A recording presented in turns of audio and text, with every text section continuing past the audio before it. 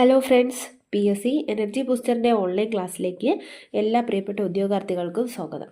ഇന്ന് നമ്മൾ ഇന്ത്യൻ ഭരണഘടനയുടെ വിവരാവകാശം എന്നുള്ള ടോപ്പിക്കാണ് നോക്കാൻ പോകുന്നത്. ഓക്കെ, ഇന്ത്യൻ ഭരണഘടനയിലെ പ്രധാനപ്പെട്ട ഒരു ടോപ്പിക്കാണ്. നമ്മുടെ കുറേ നിയമങ്ങളുണ്ടല്ലേ, അതിനകത്ത് പ്രധാനപ്പെട്ടതാണ് വിവരാവകാശം. അപ്പോൾ എന്താണ് വിവരാവകാശ നിയമം എന്ന് പറയുന്നത്? പൊതു അധികാര സ്ഥാപനങ്ങളുടെ കൈവശമുള്ള വിവരങ്ങൾ ഇന്ത്യയിലെ എല്ലാ പൗരന്മാർക്കും ലഭ്യമാക്കുന്ന നിയമമാണ് വിവരാവകാശ നിയമം.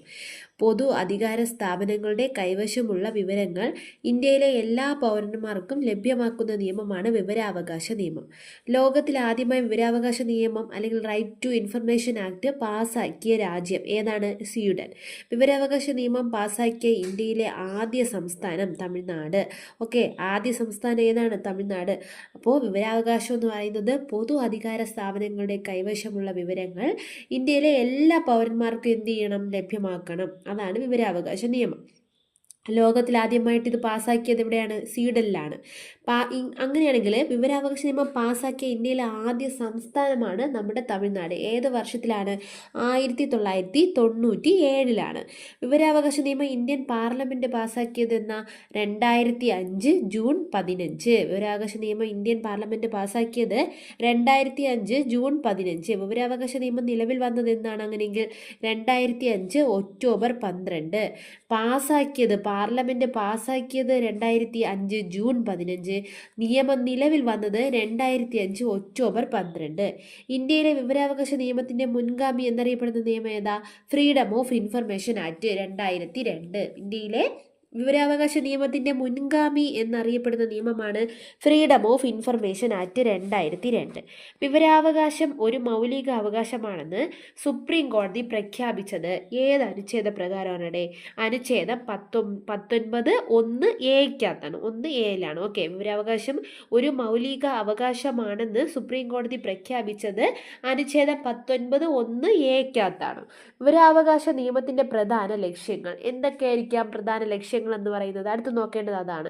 സർക്കാർ സ്ഥാപനങ്ങളുടെയും സർക്കാർ ധനസഹായം നൽകുന്ന സ്ഥാപനങ്ങളുടെയും വിശ്വസ്തതയും സുതാര്യതയൊക്കെ എന്ത് ചെയ്യുക? വർദ്ധിപ്പിക്കുക, അഴിമതി ഇല്ലാതാക്കുക. ഇതൊക്കെയാണ് പ്രധാന ലക്ഷ്യങ്ങൾ എന്ന് പറയുന്നത്. വിവരാവകാശ നിയമം പാർലമെൻറ്റ് പാസ്സാക്കുന്നതിന് ഒരു പ്രേരക ഘടകമുണ്ട്, പ്രേരക ശക്തിയായ ഒരു സംഘടനയുണ്ട്. ഏതായിരിക്കും അത്? മസ്ദൂർ കിസാൻ ശക്തി സംഘടൻ. അപ്പോൾ വിവരാവകാശ നിയമം പാർലമെൻറ്റ് പാസ്സാക്കുന്നതിന് പ്രേരകമായിട്ടുള്ള ഒരു ശക്തിയായിട്ടുള്ള ഒരു സംഘടനയാണ് മസ്ദൂർ കിസാൻ ശക്തി സംഘടൻ എന്ന് പറയുന്നത്. മസ്ദൂർ കിസാൻ ശക്തി സംഘടന സ്ഥാപിക്കുന്നതിന് നേതൃത്വം നൽകിയ വനിത ആരാണ്? അരുണ റോയ്. നമ്മുടെ വനിത എന്ന് പറയുമ്പോൾ അരുണ റോയ്. ഓക്കെ, അപ്പോൾ ഈ അരുണ റോയ് അല്ലാതെ മറ്റാരൊക്കെയാണ് ഈ സംഘടനയുടെ രൂപീകരണത്തിൽ പങ്കുവഹിച്ചത്? നിഖിൽ ഡേയും ശങ്കർ സിംഗും. ഓക്കെ, നിഖിൽ ഡേയും ശങ്കർ സിംഗും. അപ്പോൾ അരുണ റോയ്, നിഖിൽ ഡേ, ശങ്കർ സിംഗ്. അപ്പോൾ മസ്ദൂർ കിസാൻ ശക്തി സംഘടന സ്ഥാപിക്കുന്നതിന് നേതൃത്വം നൽകിയ വനിത എന്ന് ചോദിച്ചാൽ അരുണ റോയ്. മറ്റാരൊക്കെ ഇതിൽ പങ്കുവഹിച്ചു? നിഖിൽ ഡേ, ശങ്കർ സിംഗ്. മസ്ദൂർ കിസാൻ ശക്തി സംഘടന സ്ഥാപിക്കപ്പെട്ട സംസ്ഥാനമാണ് രാജസ്ഥാൻ. വിവരാവകാശ നിയമത്തിലെ അധ്യായങ്ങളുടെ എണ്ണം എത്രയാണ്? 6. അധ്യായങ്ങളുടെ എണ്ണം 6. വിവരാവകാശ നിയമത്തിലെ ആകെ വകുപ്പുകളുടെ എണ്ണം 31. വിവരാവകാശ നിയമത്തിലെ ഷെഡ്യൂളുകൾ 2. ഷെഡ്യൂൾ 1 പറയുന്ന കാര്യം എന്താണ്? കമ്മീഷന്റെ സത്യപ്രതിജ്ഞയാണ്. അങ്ങനെയെങ്കിൽ ഷെഡ്യൂൾ 2 വിവരാവകാശ നിയമത്തിൽ നിന്ന് ഒഴിവാക്കപ്പെട്ട ഓഫീസുകൾ, സ്ഥാപനങ്ങൾ, അവയെക്കുറിച്ചുള്ള വിവരങ്ങളാണ്. അപ്പോൾ മൊത്തം എത്രയാണ് ആകെ വകുപ്പുകളുടെ എണ്ണം എന്ന് പറയുന്നത്? 31. ഷെഡ്യൂളുകൾ 2 ഷെഡ്യൂളുകളാണുള്ളത്. ഒന്നാമത്തെ ഷെഡ്യൂളിൽ പറയുന്നത് കമ്മീഷന്റെ സത്യപ്രതിജ്ഞ. ഷെഡ്യൂൾ 2 പറയുന്നത് വിവരാവകാശ നിയമത്തിൽ നിന്ന് ഒഴിവാക്കപ്പെട്ട ഓഫീസുകളും സ്ഥാപനങ്ങളുമാണ്. ഓക്കെ, വിവരാവകാശ നിയമപ്രകാരം വിവരം തിരക്കുന്നതിനുള്ള അപേക്ഷാ ഫീസ് അല്ലെങ്കിൽ അപേക്ഷാ ഫോമിൽ ഒട്ടിക്കേണ്ട കോർട്ട് ഫീസ് സ്റ്റാമ്പിൻ്റെ മൂല്യം എന്ന് പറയുന്നത് എത്രയാണ്? 10 രൂപയാണ്. വെറും 10 രൂപയാണ്. അപ്പോൾ വിവരാവകാശ നിയമപ്രകാരം വിവരം നൽകുന്നതിനുള്ള അപേക്ഷാ ഫീസ് എന്ന് പറയുന്നത് എത്രയാണ്? വെറും 10 രൂപയാണ്. 10 രൂപയാണ്. നമ്മുടെ ജനാധിപത്യത്തിൻ്റെ എന്തെന്നറിയപ്പെടുന്നു? സൂര്യ തേജസ് എന്നറിയപ്പെടുന്ന നിയമമാണ് വിവരാവകാശ നിയമം, അല്ലേ? വിവരാവകാശ നിയമത്തിൽ ഒപ്പുവെച്ച ഇന്ത്യൻ രാഷ്ട്രപതി ആരാണ്? പ്രധാനമായിട്ട് നമ്മൾ അതൊരു കാര്യം ഓർത്ത് വയ്ക്കണം. ആരാണ്? APJ അബ്ദുൽ കലാമാണ്. ഓക്കെ, നമ്മുടെ വിവരാവകാശ നിയമത്തിൽ ഒപ്പുവെച്ച ഇന്ത്യൻ രാഷ്ട്രപതിയാണ് APJ അബ്ദുൽ കലാം.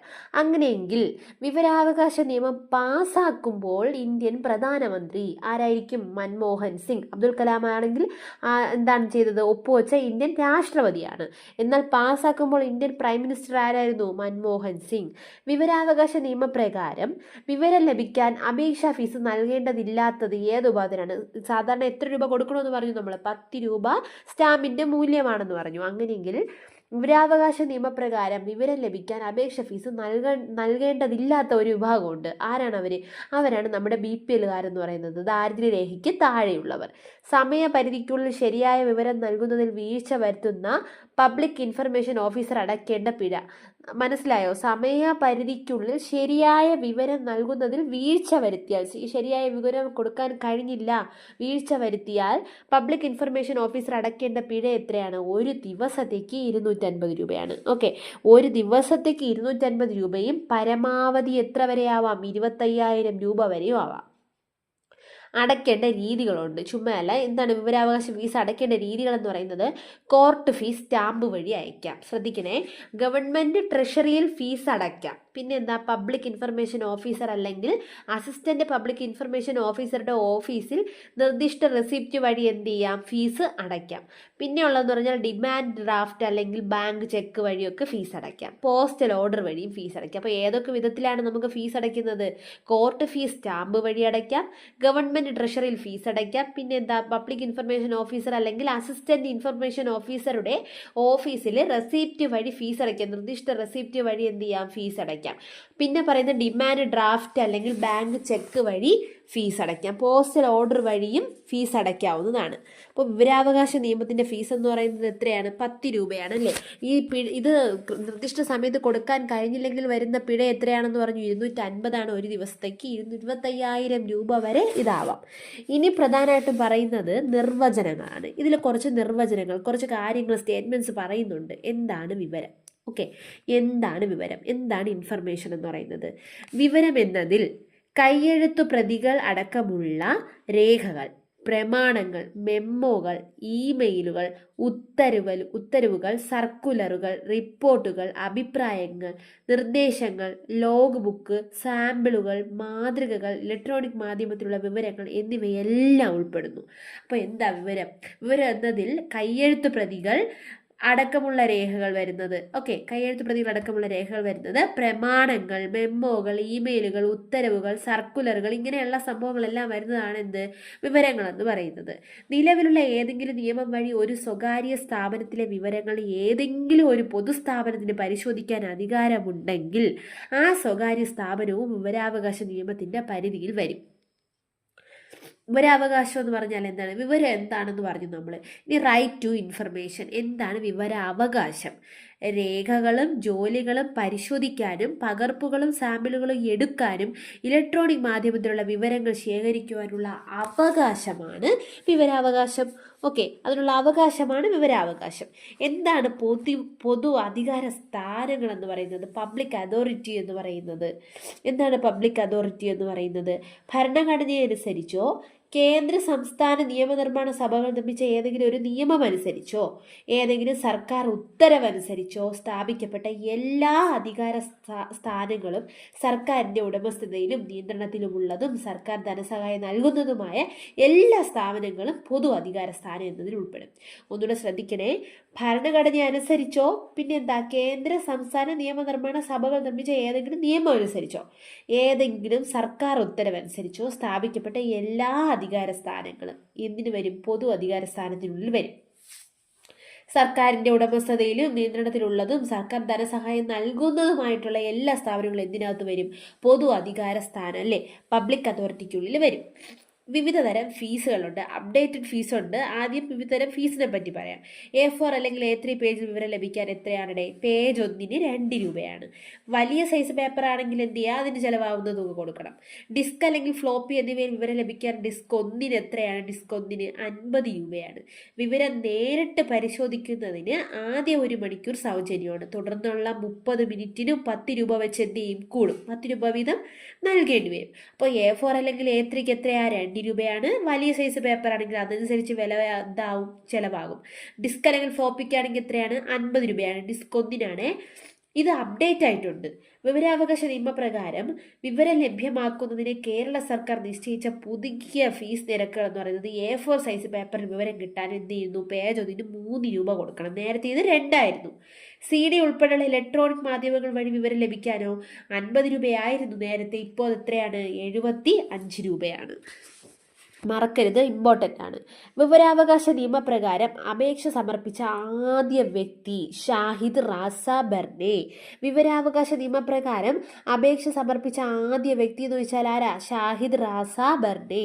കൃത്യമായി വിവരം നൽകുന്നതിൽ വീഴ്ച വരുത്തിയ പബ്ലിക് ഇൻഫർമേഷൻ ഓഫീസർക്കെതിരെ ജാമ്യമില്ലാ അറസ്റ്റ് വാറന്റ് പുറപ്പെടുവിച്ച ആദ്യ സ്റ്റേറ്റ് ഇൻഫർമേഷൻ കമ്മീഷൻ എന്ന് പറയുന്നത് അരുണാചൽ പ്രദേശാണ്.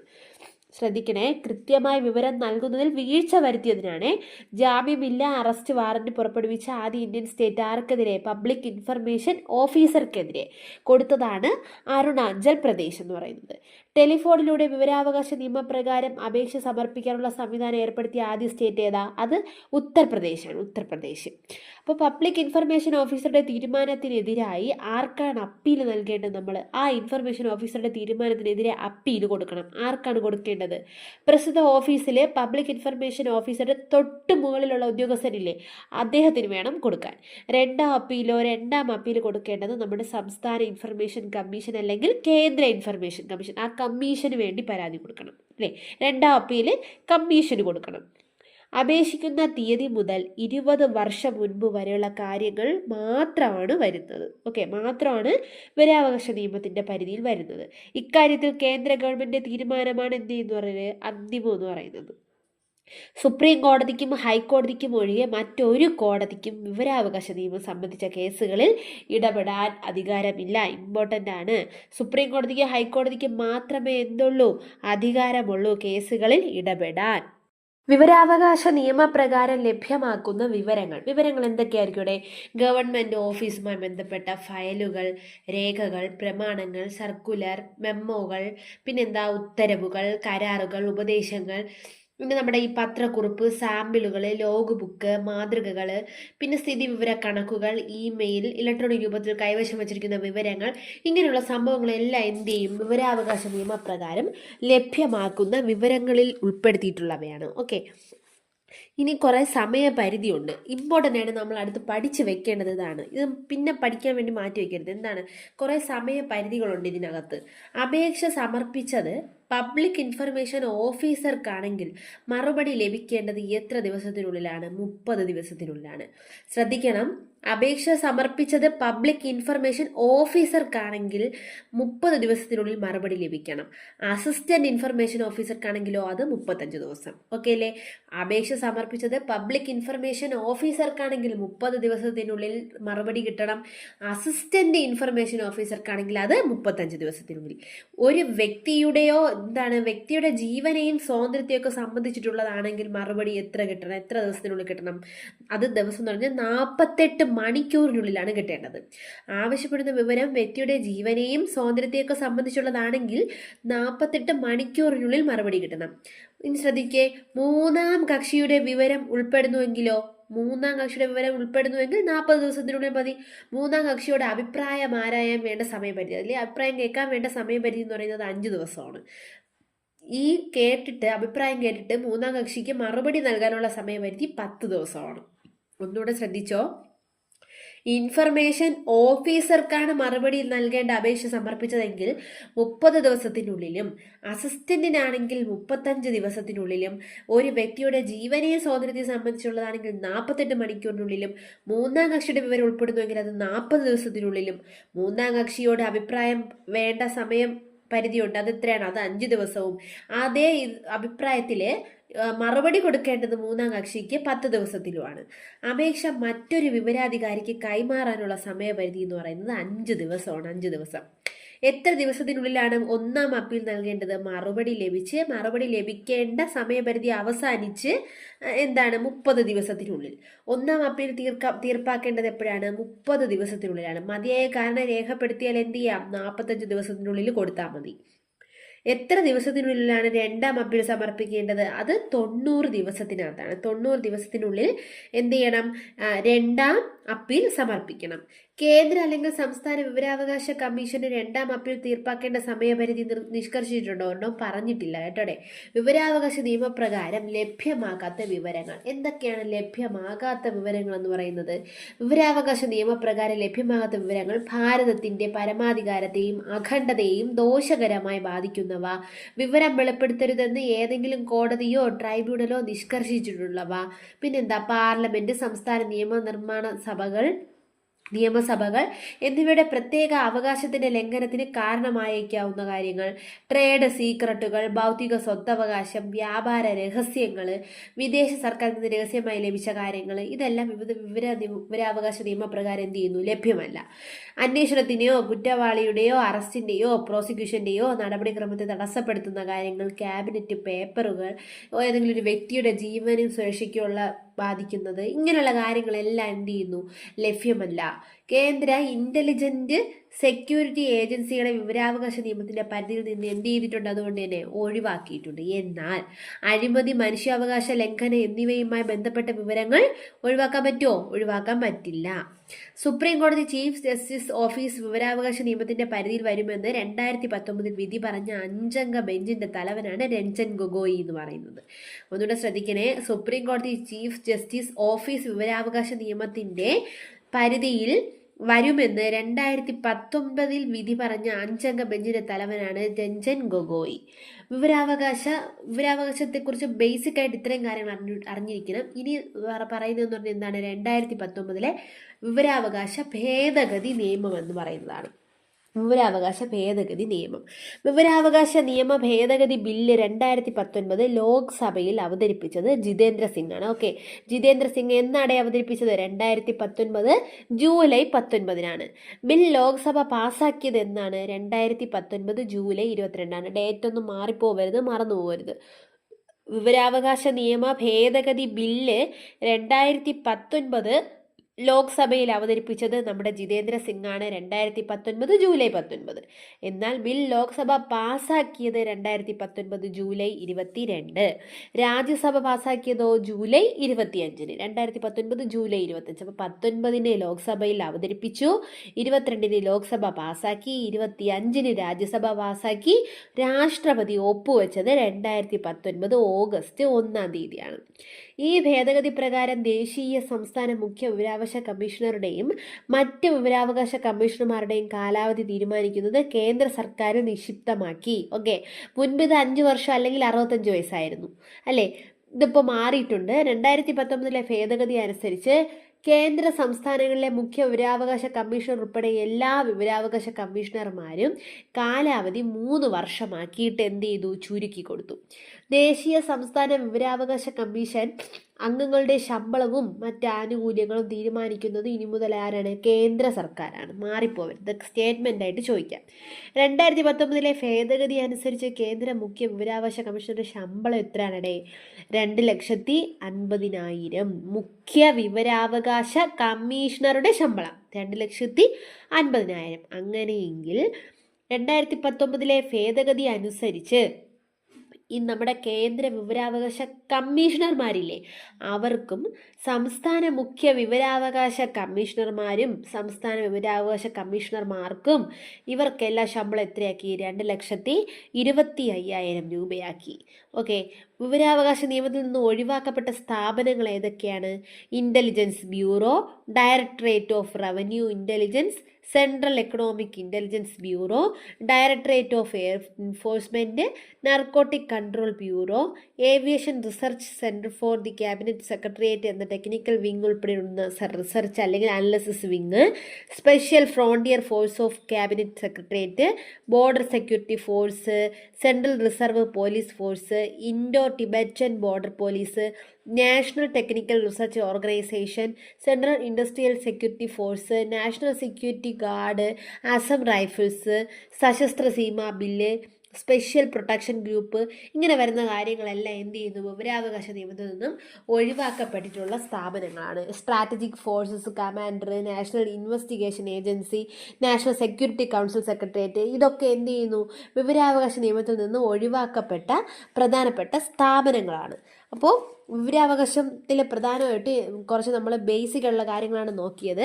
വിവരാവകാശ നിയമം എന്ന് പറഞ്ഞാൽ എന്താണ്? പാസ്സാക്കിയ രാജ്യം സ്വീഡനാണ്, തമിഴ്നാട്ടിലാണ് ആദ്യം വന്നത്. പിന്നെന്താ, പാസ്സാക്കിയത് 2005 ജൂൺ 15-നും നിയമം നിലവിൽ വന്നത് 2005 ഒക്ടോബർ 12-നുമാണ്. 31 വകുപ്പുകളുണ്ട്, 2 ഷെഡ്യൂളുണ്ട്. 2 ഷെഡ്യൂളും പറഞ്ഞല്ലോ 10 രൂപയാണ് സ്റ്റാമ്പിൻ്റെ മൂല്യം എന്ന് പറയുന്നത്. പ്രേരക ശക്തിയായ സംഘടന ഏതാണ്? മസ്ദൂർ കിസാൻ ശക്തി സംഘടനയാണ്. മൻമോഹൻ സിംഗ് ആയിരുന്നു പ്രധാനമന്ത്രി. പാസ്സാക്കുമ്പോൾ ഒപ്പുവെച്ച ഇന്ത്യൻ രാഷ്ട്രപതിയാണ് അബ്ദുൽ കലാം എന്ന് പറയുന്നത്. BPLക്കാർക്ക് ഫീസ് ഉണ്ടോ? അപേക്ഷ ഫീസ് നൽകേണ്ടതില്ല. ഇനി ഒരു ദിവസത്തേക്ക് 250 രൂപയും പരമാവധി 25,000 രൂപ വരെയും പിഴ കൊടുക്കുന്നത് എവിടെയാണ്? ശരിയായ വിവരം നൽകുന്നതിൽ വീഴ്ച വരുത്തുന്ന പബ്ലിക് ഇൻഫർമേഷൻ ഓഫീസർക്കാണ്. ഓക്കെ, അപ്പോൾ അടയ്ക്കുന്ന രീതികളെല്ലാം പറഞ്ഞല്ലോ, കോർട്ട് ഫീസ്, സ്റ്റാമ്പ് വഴിയൊക്കെയാണെന്നുള്ളത്. നിർവചനങ്ങൾ, വിവരം പറഞ്ഞു എന്താണെന്നുള്ളത്, വിവരാവകാശം, പൊതു അധികാര സ്ഥാനങ്ങൾ. പേജ് 1 A4 സൈസ് ആണെങ്കിൽ എത്ര രൂപയാക്കി മാറ്റി? ഇപ്പോൾ 3 രൂപ. നേരത്തെ ആണെങ്കിൽ 2 രൂപയായിരുന്നു. ഫ്ലോപ്പി ഡിസ്കിനോ 50 രൂപയായിരുന്നു. ഇപ്പോൾ എത്രയാണ്? 75 രൂപയാണ്. ഷാഹിദ് റാസ ബെർണെ എന്തായിരുന്നു ഡേ ക്വസ്റ്റ്യൻ? വിവരാവകാശ നിയമപ്രകാരം അപേക്ഷ സമർപ്പിച്ച ആദ്യ വ്യക്തിയായിരുന്നു ഷാഹിദ് റാസ ബെർണെ. കൃത്യമായ വിവരം നൽകുന്നതിൽ വീഴ്ച വരുത്തുന്ന പബ്ലിക് ഇൻഫർമേഷൻ ഓഫീസർക്കെതിരെ ജാമ്യമില്ല അറസ്റ്റ് വാറന്റ് പുറപ്പെടുവിച്ച ആദ്യ സംസ്ഥാന ഇൻഫർമേഷൻ കമ്മീഷനാണ് അരുണാചൽ പ്രദേശ് എന്ന് പറയുന്നത്. രണ്ടാം അപ്പീൽ സമർപ്പിക്കേണ്ടത് ആർക്കാണുള്ളത്? സംസ്ഥാന ഇൻഫർമേഷൻ കമ്മീഷൻ അല്ലെങ്കിൽ കേന്ദ്ര ഇൻഫർമേഷൻ കമ്മീഷനാണ്. സുപ്രീം കോടതിക്കും ഹൈക്കോടതിക്കും ഒഴികെ മറ്റേതെങ്കിലും കോടതിക്ക് അധികാരമുണ്ടോ? അധികാരം ഇല്ല. പബ്ലിക് ഇൻഫർമേഷൻ ഓഫീസർക്കാണ് മറുപടി ലഭിക്കേണ്ടതെങ്കിൽ എന്താണ്? അപേക്ഷ സമർപ്പിച്ച ഇൻഫർമേഷൻ ഓഫീസർക്കാണെങ്കിൽ മറുപടി ലഭിക്കേണ്ടത് 30 ദിവസത്തിനുള്ളിൽ. അപേക്ഷ സമർപ്പിച്ചത് അസിസ്റ്റന്റ് പബ്ലിക് ഇൻഫർമേഷൻ ഓഫീസർക്കാണെങ്കിൽ അത് മറുപടി എത്ര കിട്ടണം? 35 ദിവസത്തിനുള്ളിൽ കിട്ടണം.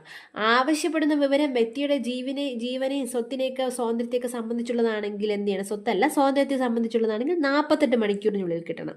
മൂന്നാം കക്ഷിയുടെ അഭിപ്രായം വേണ്ട സമയം എത്രയാണ്? 5 ദിവസമാണ്. 5 ദിവസം. ഒന്നാം അപ്പീൽ തീർപ്പാക്കേണ്ടതോ 30 ദിവസത്തിനുള്ളിലാണ്. ഓക്കെ, ഇനി ഭാരതത്തിൻ്റെ പരമാധികാരത്തെ അഖണ്ഡതയും ദോഷകരമായി ബാധിക്കുന്ന വിവരം വെളിപ്പെടുത്തരുതെന്ന് ഏതെങ്കിലും കോടതി ട്രൈബ്യൂണലോ നിഷ്കർഷിച്ചിട്ടുള്ളവ ഇതെല്ലാം എന്താന്ന് പറയുന്നു? നിയമപ്രകാരം ലഭ്യമാകാത്ത വിവരങ്ങളെന്ന് പറയുന്നു. ലോക്സഭ ഭേദഗതി ബില്ല് പാസ്സാക്കിയത് 2019 ജൂലൈ 22. ജിതേന്ദ്ര സിംഗ് 2019 ജൂലൈ 19 ഭേദഗതി ബില്ല് 2019 ലോക്സഭയിൽ അവതരിപ്പിച്ചത് ജിതേന്ദ്ര സിംഗ് ആയിരുന്നു. പാസ്സാക്കിയത് ലോക്സഭ 2019 ജൂലൈ 22, രാജ്യസഭയാണെങ്കിൽ ജൂലൈ 25. ഓക്കെ അല്ലേ? അപ്പോൾ ഇത്രയാണ് വിവരാവകാശത്തിൻ്റെ പ്രധാനപ്പെട്ട പോയിന്റുകൾ എന്ന് പറയുന്നത്. ഇനി നമുക്ക് കേന്ദ്ര വിവരാവകാശ കമ്മീഷനെയും സംസ്ഥാന വിവരാവകാശ കമ്മീഷനെയും കുറിച്ചൊക്കെ നോക്കാനുണ്ട്. അത് നമുക്ക് അടുത്ത ക്ലാസ്സിൽ നോക്കാം. എല്ലാവരും നല്ലപോലെ പഠിക്കണം. നല്ലതായിട്ട് പഠിച്ച് നമ്മുടെ ക്ലാസ്സുകൾ എല്ലാവരും ഫോളോ ചെയ്യണം, ഷെയർ ചെയ്യണം. Okay, thank you for watching.